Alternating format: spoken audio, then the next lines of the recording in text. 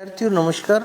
मैं डॉक्टर सहदेव पारिक, श्री गोविंद गुरु राजकीय महाविद्यालय बांसवाड़ा से आज हम एमए उत्तरार्ध के समाजशास्त्र विषय के प्रश्न पत्र 51-76 के अंतर्गत प्रोफेसर एम.एन. श्रीनिवासन के विषय में परिचय के बारे में अध्ययन करेंगे। तो एम.एन. श्रीनिवासन का जो परिचय है उसमें हम उनके जीवन चित्रण और उनके कृतित्व के विषय में पढ़ेंगे। तो प्रोफेसर श्रीनिवासन समाजशास्त्र में एक बहुत ही महत्वपूर्ण हस्ताक्षर है और इनके जीवन चरित्र का जो विवरण है वो हम कई बिंदुओं के तहत देख सकते हैं। उनमें से पहला जो हमारा वो है अध्ययन काल का जीवन चित्र। तो प्रोफेसर एम.एन. श्रीनिवासन का पूरा नाम मैसूर नरसिंहाचार्य श्रीनिवास है। इन्होंने मैसूर विश्वविद्यालय से बीए की डिग्री प्राप्त की और उसके बाद इसी बम्बई विश्वविद्यालय से एमए, एलएलबी और डॉक्टरेट की उपाधि प्राप्त की और बम्बई विश्वविद्यालय के अध्ययन काल में इन्होंने प्रोफेसर जीएस घुरिये, जो कि समाजशास्त्र का एक चिर परिचित नाम है, का शिष्य होने का अवसर इन्हें प्राप्त हुआ। इस प्रकार उन्होंने 1936 से 44 यानी कि लगभग 8 साल की अवधि में मैसूर और बम्बई विश्वविद्यालयों में अध्ययन किया। 1940 से 44 की अवधि में आप बम्बई विश्वविद्यालय में रिसर्च फेलो रहे और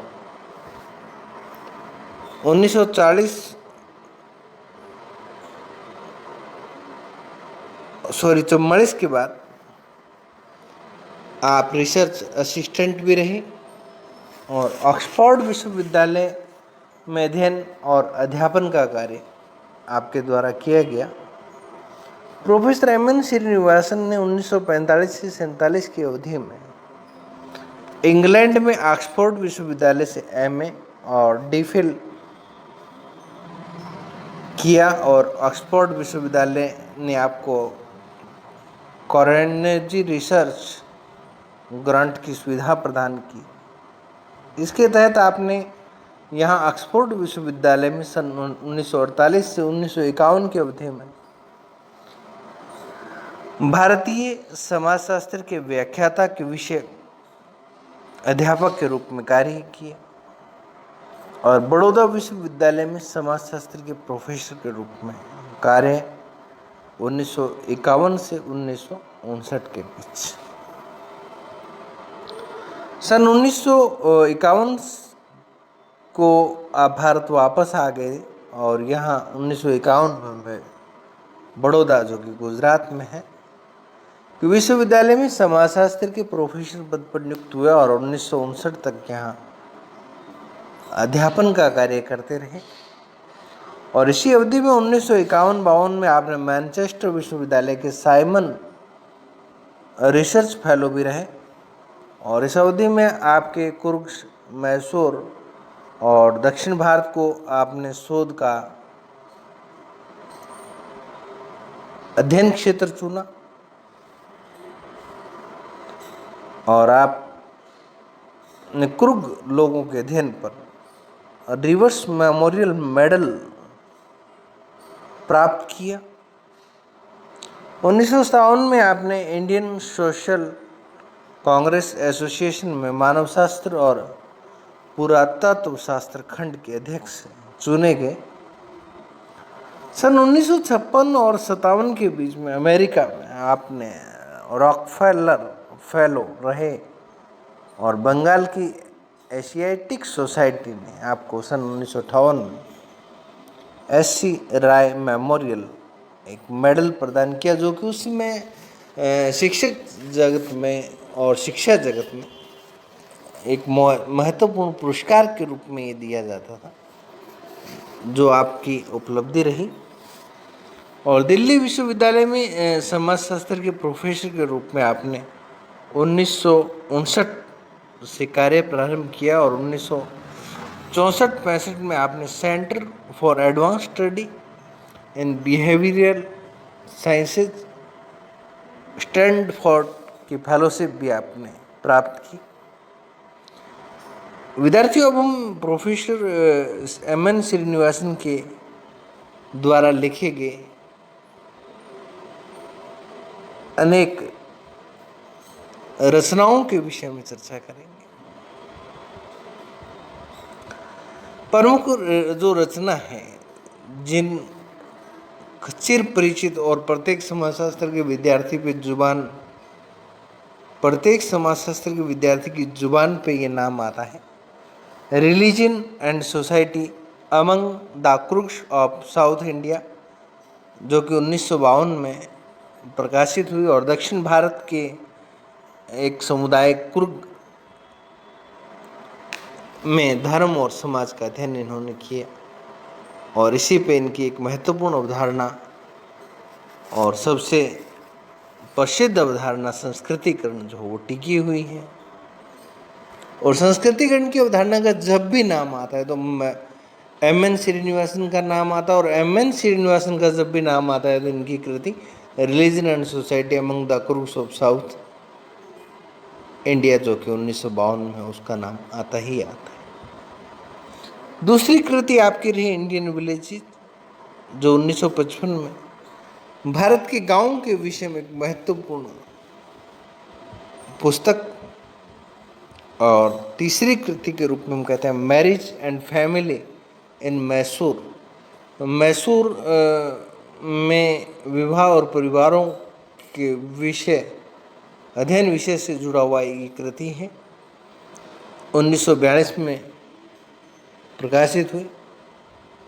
और नेक्स्ट जो इसकी कृति है इनकी, वो है आधुनिक भारत में जातिवाद एवं अन्य निबंध, जो caste in modern India and other ऐसे, जो 1962 में प्रकाशित हुई।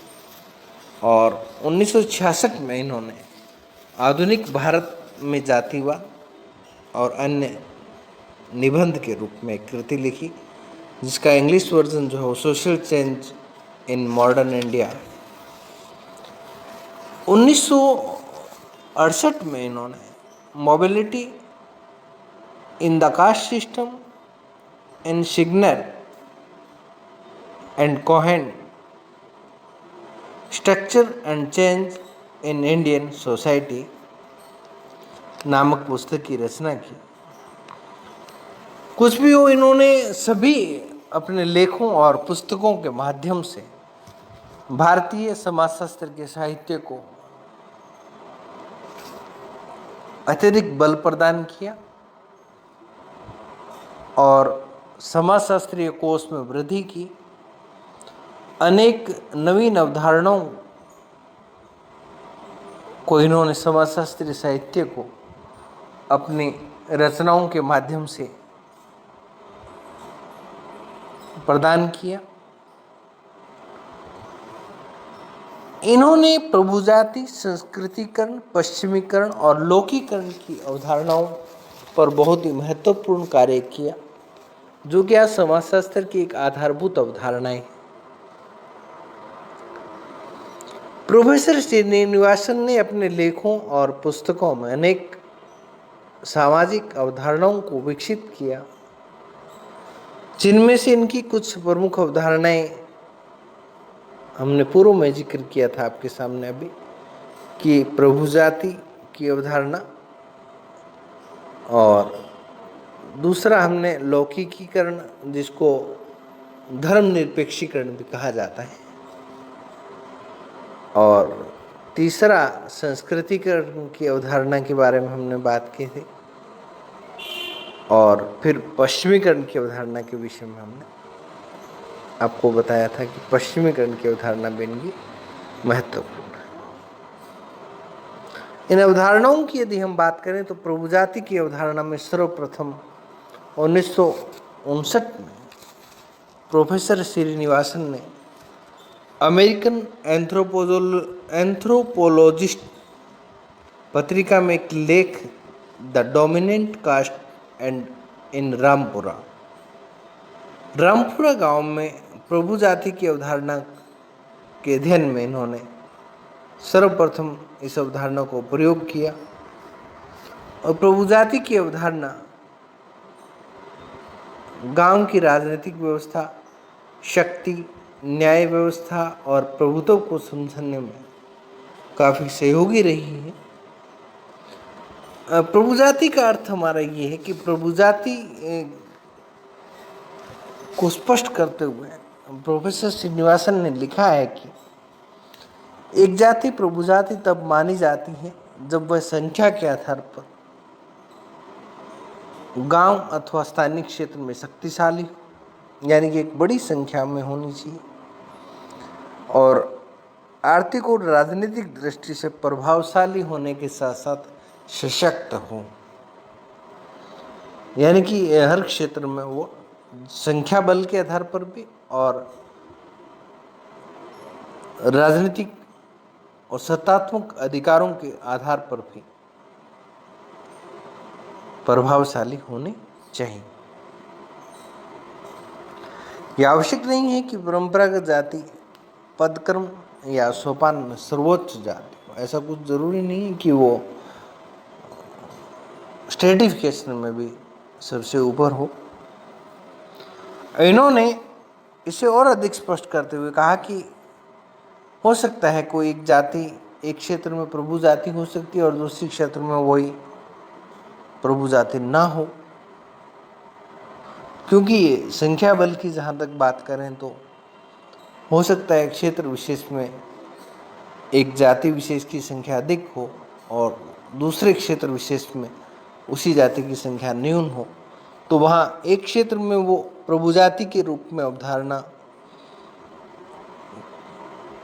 स्थापित करती है और दूसरे क्षेत्र में वो उसे प्रभु जाति हम नहीं मानते हैं।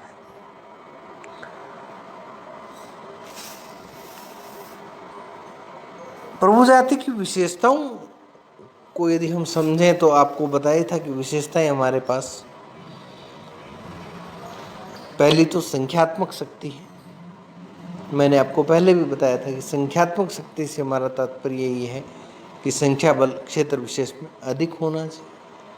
आर्थिक और राजनीतिक प्रभुत्व की जहाँ बात करें तो मैंने आपको पहले कहा था कि राजनीतिक क्षेत्र या गांव की जो प्रभु जाति जिसे हम माना जाता है वो एक निश्चित राजनीतिक और आर्थिक सत्ता के रूप में संपन्न हो और अपने आश्रितों का राजनीतिक बल यानी कि मत प्राप्त करने की शक्ति उस जाति में हो। जाति व्यवस्था में उच्च सामाजिक स्थिति, क्योंकि मैंने आपको पहले बताया था कि आर्थिक दृष्टि से संपन्न होने के साथ साथ गांव में प्रभु जाति का स्थान जो है वो चाहे जातीय संस्थान में निम्न हो, लेकिन फिर वहाँ उसको क्या माना जाता है, उच्च माना जाता है। आधुनिक शिक्षा और नवीन व्यवसाय, तो गांव में जो प्रभु जाति अन्य जातियों की अपेक्षा अधिक शिक्षित होती हैं, अधिक नवीन व्यवसायों और नौकरियों में लगी होती हैं और इसी के कारण इनका राजनीतिक लोगों से और अधिकारियों से, उच्च वर्ग के लोगों से संपर्क जो अधिक होता है। गांव की एकता और न्याय के कार्य, प्रभु जाति गांव की एकता तथा समुदाय के कल्याण के लिए कार्य करती है। वह सारे गांव के झगड़े निपटाने में न्याय का काम करती है, अन्य जातियों के नियमों का भी सम्मान करती है और सार्वजनिक उत्सवों और सभाओं उसकी एक महत्वपूर्ण भूमिका रहती है। प्रभु जाति का नेता गांव में सबसे शक्तिशाली व्यक्ति होता है ये हमारी थी प्रभु जाति की अवधारणा, और आगामी वीडियो में हम इनकी अन्य अवधारणाओं पर चर्चा करेंगे। तब तक के लिए